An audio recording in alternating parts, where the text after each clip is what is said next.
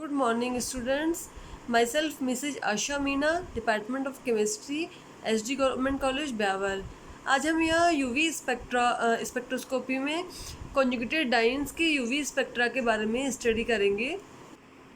Dear students, हम सभी जानते हैं कि जो यूवी स्पेक्ट्रोस्कोपी है वो किसी भी कंपाउंड या मॉलिक्यूल में अनसैचुरेशन के बारे में बताती है और उस कंपाउंड में कितना कॉन्जुगेशन है उसके बारे में हमें इंफॉर्मेशन देती है। तो यहाँ पे हम ऐसे ही कंपाउंड का एग्जांपल्स लेंगे।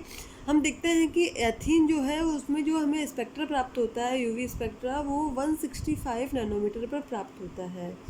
एथीन के जो दोनों कार्बन एटम्स है उनमें उन दोनों कार्बन एटम्स के पास में एक एक पी ऑर्बिटल प्रेजेंट है, जिसके पास एक एक इलेक्ट्रॉन अनपेयर्ड इलेक्ट्रॉन प्रेजेंट है।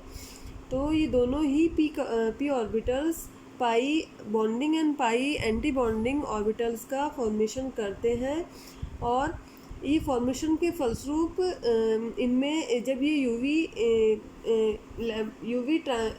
इलेक्ट्रोमैग्नेटिक रेडिएशंस का एब्जॉर्प्शन करते हैं तो पाई बॉन्डिंग से इलेक्ट्रॉन एक्साइटेड होके पाई एंटी बॉन्डिंग ऑर्बिटल में चला जाता है और इस ट्रांजिशन के लिए जो मॉलिक्यूल है उसको जो एनर्जी चाहिए या लाइट चाहिए वो चाहिए 165 नैनोमीटर की। तो यहाँ पे दोनों ही कार्बन एटम्स जो होते हैं इसकी कोप्लेनर स्थिति में होते हैं और इस तरह से हम देखते हैं कि एथीन में जहाँ पे लैम्डा मैक्स 165 नैनोमीटर पे प्राप्त होता है वहीं 1,3 ब्यूटाडाइन में ये 217 नैनोमीटर पर प्राप्त होता है। 1,3 ब्यूटाडाइन जिसमें कि 4 कार्बन एटम्स है और साथ में एक डबल बॉन्ड के साथ में दूसरा डबल बॉन्ड कॉन्जुगेशन की स्थिति में है, मतलब 2 डबल बॉन्ड्स एक सिंगल बॉन्ड के द्वारा पृथक है। तो यहाँ पे जैसे हम सबसे पहले हम ये एथीन का एग्जांपल लेते हैं। एथीन में जो दोनों कार्बन एटम्स है दोनों कार्बन एटम्स कोप्लेनर स्थिति में हैं और जो पी ऑर्बिटल्स है पी ऑर्बिटल के पास में जो है दो इलेक्ट्रॉन्स है और जब ये मॉलिक्यूलर ऑर्बिटल्स का फॉर्मेशन करते हैं तो इस तरह से दो मॉलिक्यूलर ऑर्बिटल्स का फॉर्मेशन होता है। एक पाई बॉन्डिंग मॉलिक्यूलर ऑर्बिटल जिसको होमो भी कहा जाता है। होमो का मतलब है highest occupied molecular orbital. Highest occupied मतलब जो कि इलेक्ट्रॉन से ऑक्यूपाइड है, क्योंकि एक कार्बन आइटम और दूसरे कार्बन आइटम का एक एक इलेक्ट्रॉन यहाँ पे इस तरह से दोनों इलेक्ट्रॉन्स एक मॉलिक्यूलर ऑर्बिटल के पास में प्रेजेंट है। लेकिन ये जो ऑर्बिटल के पास में जो इलेक्ट्रॉन है ये इतनी लैम्डा मैक्स 165 नैनोमीटर को अब्जॉर्ब करके एक इलेक्ट्रॉन एक्साइटेड होके ल्यूमो में चला जाता है, जिसको बोल रहे हैं पाई एंटी बॉन्डिंग मॉलिक्यूलर ऑर्बिटल। और ल्यूमो का मतलब है यहाँ पर लोवेस्ट अनऑक्यूपाइड मॉलिक्यूलर ऑर्बिटल, क्योंकि यहाँ पे इसमें एक भी इलेक्ट्रॉन नहीं है, लेकिन ट्रांजिशन के बाद एक इलेक्ट्रॉन यहाँ से शिफ्ट होके पाई एंटी बॉन्डिंग मॉलिक्यूलर ऑर्बिटल में जा रहा है। तो यहाँ पे इस तरह से एथीन में जो लैम्डा मैक्स प्राप्त हो रहा है वो प्राप्त हो रहा है 165 नैनोमीटर के आसपास और जो 1,3 ब्यूटाडाइन में 217 नैनोमीटर पर हमें स्पेक्ट्रा प्राप्त हो रहा है, क्योंकि यहाँ पे 1,3 ब्यूटाडाइन में कॉन्जुगेशन प्रेजेंट है।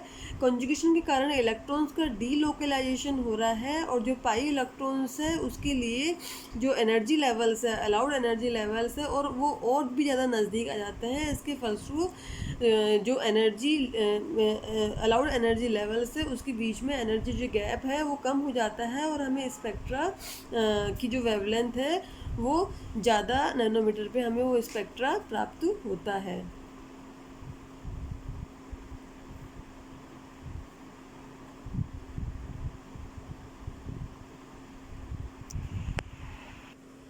अब हम यहाँ पे कॉन्जुगेटेड डाइन्स की स्थिति देखते हैं। कॉन्जुगेटेड डाइन जिसमें कि 4 कार्बन एटम्स है और 2 डबल बॉन्ड है जो कि एक सिंगल बॉन्ड के द्वारा पृथक है।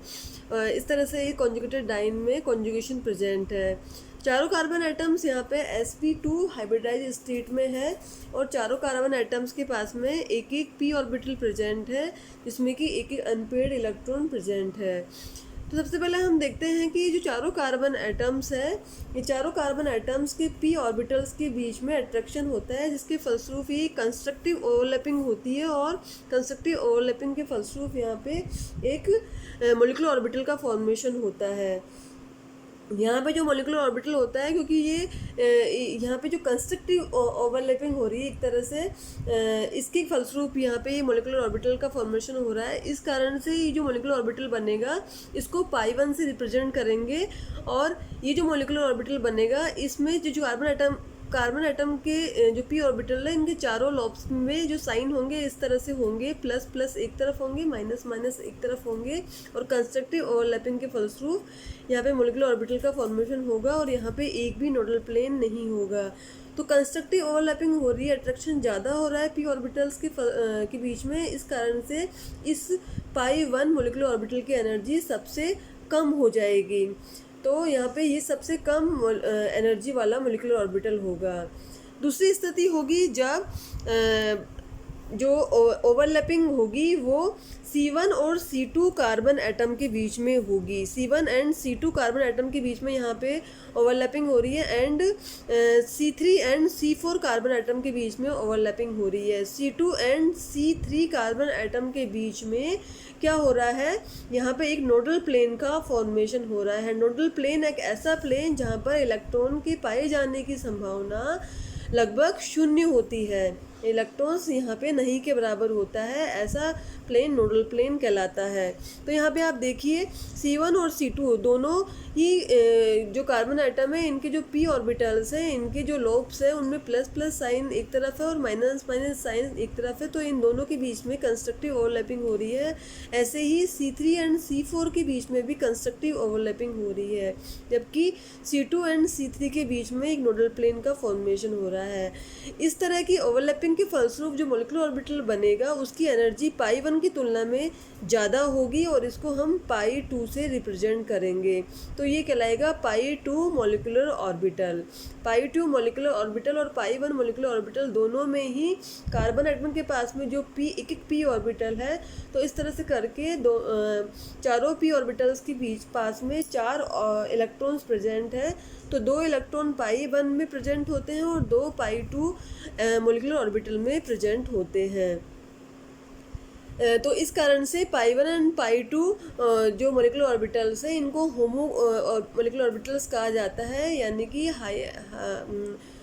Highest occupied molecular orbital. तीसरी तरह की ओवरलैपिंग में यहाँ पे देखिए जो ओवरलैपिंग हो रही है वो बहुत ही कम हो रही है। C1 एंड C2 के बीच में कोई किसी तरह की ओवरलैपिंग नहीं हो रही है, जबकि C2 एंड C3 में जो दोनों लोब्स है उसमें माइनस माइनस साइन एक तरफ है, प्लस प्लस साइन एक तरफ है। इसका मतलब है कि C2 and C3 carbon atom के बीच में कंस्ट्रक्टिव ओवरलैपिंग हो रही है, जबकि C3 एंड C4 के बीच में भी किसी तरह की ओवरलैपिंग नहीं हो रही है। तो इस कारण से C1 एंड C2 के बीच में किसी तरह का अट्रैक्शन नहीं है, और C3 एंड C4 के बीच में भी किसी तरह का अट्रैक्शन नहीं है। तो यहाँ पर 2 नोडल प्लेन्स का फॉर्मेशन हो रहा है। इस तरह की ओवरलैपिंग के फलस्वरूप जो मॉलिक्यूलर ऑर्बिटल बनेगा वो पाई 3 एंटी बॉन्डिंग मॉलिक्यूलर ऑर्बिटल कहलाता है, क्योंकि मॉलिक्यूलर ऑर्बिटल थ्योरी के नियम के अकॉर्डिंग जितनी संख्या में एटॉमिक ऑर्बिटल ओवरलैपिंग करते हैं, उतनी ही संख्या में मॉलिक्यूलर ऑर्बिटल्स का फॉर्मेशन हो रहा है। क्योंकि यहाँ पे 1,3-ब्यूटाडाइन में 4 कार्बन एटम्स है, 4 कार्बन एटम्स के पास में 4 एटॉमिक ऑर्बिटल्स है, तो यहाँ पे 4 ही मॉलिक्यूलर ऑर्बिटल्स का फॉर्मेशन होगा। तो इसलिए 2 मॉलिक्यूलर ऑर्बिटल्स पाई 1 पाई 2 के द्वारा अपन रिप्रेजेंट कर दिए, 2 molecular orbitals pi 3 and pi 4 के थ्रू रिप्रेजेंट होंगे, जो कि एंटी बॉन्डिंग मॉलिक्यूलर ऑर्बिटल्स कहलाएंगे। तो यहाँ पे पाई 3 में देखिए 2 नोडल प्लेन का फॉर्मेशन हो जाता है, इस कारण से यहाँ पे इलेक्ट्रॉन के पाए जाने की संभावना बहुत ही कम हो जाती है। इसलिए सभी इलेक्ट्रॉन्स मॉलिक्यूलर ऑर्बिटल्स में बॉन्डिंग मॉलिक्यूलर ऑर्बिटल्स में ही प्रेजेंट होते हैं। फोर्थ टाइप की जो ओवरलैपिंग होगी, इसमें ये देखिए carbon number 1, carbon number 2, carbon number 3 and carbon number 4, सभी में देखिए कार्बन एटम्स के पास में जो लोब्स है उनमें जो साइंस है वो विपरीत दिशा में है, अपोजिट साइंस है। तो इस कारण से इनके बीच में किसी तरह की भी ओवरलैपिंग नहीं होगी। ये ओवरलैपिंग डिस्ट्रक्टिव ओवरलैपिंग कहलाती है। और इस ओवरलैपिंग के फलस्वरूप तीन तरह के नोडल प्लेन्स का फॉर्मेशन हो जाता है।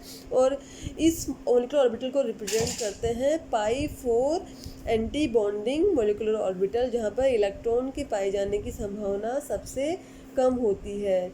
ये जो पाई 3 एंड पाई 4 मोलिकुलर ऑर्बिटल से, इनको ल्यूमो के नाम से भी जाना जाता है। ल्यूमो मतलब लोवेस्ट अनऑक्यूपाइड मोलिकुलर ऑर्बिटल, क्योंकि इनके पास में इलेक्ट्रॉन्स नहीं है और इलेक्ट्रॉन्स नहीं होने के कारण इनको बोल रहे हैं लोवेस्ट अनऑक्यूपाइड मोलिकुलर ऑर्बिटल। और क्योंकि किसी भी तरह का इन कार्बन एटम्स के बीच में किसी भी तरह का अट्रैक्शन नहीं है, तो इस कारण से पाई 4 एंटी बॉन्डिंग मोलिकुलर ऑर्बिटल की एनर्जी सबसे ज़्यादा हो जाती है। तो यहाँ पे देखते हैं हम, जहाँ पे एथीन में पाई और पाई स्टार के बीच में इलेक्ट्रॉन का ट्रांजिशन हो रहा है और पाई स्टार के बीच में एनर्जी गैप बहुत ज़्यादा है। और यहाँ पे हम देखते हैं कि एनर्जी इन्वर्सली प्रोपोर्शनल होती है लैम्डा के। तो एनर्जी गैप अगर ज़्यादा होगा तो लैम्डा वो कम मॉलिक्यूल बहुत ही कम वेवलेंथ को एब्जॉर्ब करेगा। तो इसी कारण से जो एथीन है उसके लिए जो स्पेक्ट्रा प्राप्त होता है 165 नैनोमीटर पे प्राप्त होता है। जबकि 13 ब्यूटाडाइन में देखिए, यहाँ पे जो 4 तरह के मॉलिक्यूलर ऑर्बिटल्स का फॉर्मेशन हो रहा है, पाई 1, पाई 2, पाई 3 star and pi 4 star, 2 bonding molecular orbital और 2 anti bonding molecular orbital. Pi 1 and pi 2 के पास में जो 2 लोन पेयर ऑफ इलेक्ट्रॉन्स है, उनमें से पाई 2 जो कि हाईएस्ट ऑक्यूपाइड मोलिकुलर ऑर्बिटल है। हाईएस्ट ऑक्यूपाइड मतलब हाईएस्ट, इन दोनों में से इसकी एनर्जी ज़्यादा हाई है और ऑक्यूपाइड है इलेक्ट्रॉन से, इसलिए इसको बोल रहे हैं हाईएस्ट ऑक्यूपाइड मोलिकुलर ऑर्बिटल। और पाई 3 एंड पाई 4 में पाई 3 को बोल रहे हैं लोवेस्ट अनऑक्यूपाइड मोलिकुलर ऑर्बिटल, मतलब इन दोनों में से जो लोवेस्ट एनर्जी वाला है और अनऑक्यूपाइड है। ये अनऑक्यूपाइड है, इलेक्ट्रॉन का ट्रांजिशन हुआ है पाई 2 से पाई 3 में, जब ये यूवी रेडिएशन को एब्जॉर्ब करते हैं। और कितनी वेवलेंथ की, 217 नैनोमीटर की वेवलेंथ को एब्जॉर्ब करते हैं, तब इलेक्ट्रॉन का ट्रांजिशन होता है पाई 2 से पाई 3 स्टार में, पाई 3 एंटी बॉन्डिंग में। यहाँ पे देखिए पाई 2 एंड पाई 3 के बीच में जो एनर्जी गैप है, ये एनर्जी गैप इस पाई से, एथीन के पाई से पाई स्टार की तुलना में बहुत ही कम है। तो एनर्जी गैप कम है, तो यहाँ पे ये मॉलिक्यूल ज़्यादा वेवलेंथ की रेडिएशंस को एब्जॉर्ब करेंगे और यहाँ पे फिर यूवी स्पेक्ट्रा देंगे। तो यहाँ पे 13 ब्यूटाडाइन में जो इलेक्ट्रॉन का ट्रांजिशन हो रहा है वो होमो से ल्यूमो की तरफ हो रहा है। तो इसी तरह से आप देखिए इस ग्राफ को देखिए, जहाँ पर जिसमें कि एक्स एक्सिस पर लैम्डा को रिप्रेजेंट कर रखा है और वाई पर एप्सिलन को रिप्रेजेंट कर रखा है, जो कि इंटेंसिटी दिखाता है इन रेडिएशंस की। वहाँ पे अनकॉन्जुगेटेड एल्किन्स के लिए जो स्पेक्ट्रा प्राप्त हो रहा है वो इस फॉर्म में प्राप्त हो रहा है, और कॉन्जुगेटेड डाइन्स के लिए जो स्पेक्ट्रा प्राप्त हो रहा है वो इस फॉर्म में प्राप्त हो रहा है, इतनी वेवलेंथ पे प्राप्त हो रहा है। जबकि कॉन्जुगेटेड ट्राइन्स के लिए ये स्पेक्ट्रा और भी ज़्यादा वेवलेंथ पे प्राप्त हो रहा है। तो कॉन्जुगेशन के कारण जो लैम्डा मैक्स का मान है, जो लैम्डा मैक्स की वैल्यू है, वो 15 से 45 नैनोमीटर तक बढ़ जाती है। तो जहाँ पे एल्कीन के लिए स्पेक्ट्रा बहुत ही कम वेवलेंथ पे प्राप्त हो रहा है, वहाँ पे वो डाइन के लिए ज़्यादा वेवलेंथ पे प्राप्त हो रहा है और ट्राइन के लिए वो और भी ज़्यादा वेवलेंथ पे प्राप्त हो रहा है। लेकिन हम देखते हैं कि जो 1314 पेंटाडाइन है, उसमें जो स्पेक्ट्रा प्राप्त होता है वो 178 नैनोमीटर पे प्राप्त होता है। जहाँ पे 13 ब्यूटाडाइन में ये 217 नैनोमीटर पे प्राप्त होता है, वो 14 पेंटाडाइन में 178 नैनोमीटर पे प्राप्त हो रहा है। ऐसा क्यों? इस तरह के रीजनिंग वाले क्वेश्चंस भी आ सकते हैं। ऐसा इसलिए होता है क्योंकि 14 पेंटाडाइन में जो कॉन्जुगेशन हो रहा है वो नष्ट हो रहा है, डिस्ट्रॉय हो रहा है। तो यहाँ पे कॉन्जुगेशन नहीं है, तो अलाउड एनर्जी लेवल्स के बीच में जो एनर्जी गैप है वो भी क्या होता है, ज़्यादा हो जाएगा। और एनर्जी गैप ज़्यादा हो जाएगा तो वो कंपाउंड या वो मॉलिक्यूल कम वेवलेंथ की यूवी रेडिएशंस को एब्जॉर्व करेगा, उस कारण से स्पेक्ट्रा हमें कम वेवलेंथ पे प्राप्त होगा। Thank you.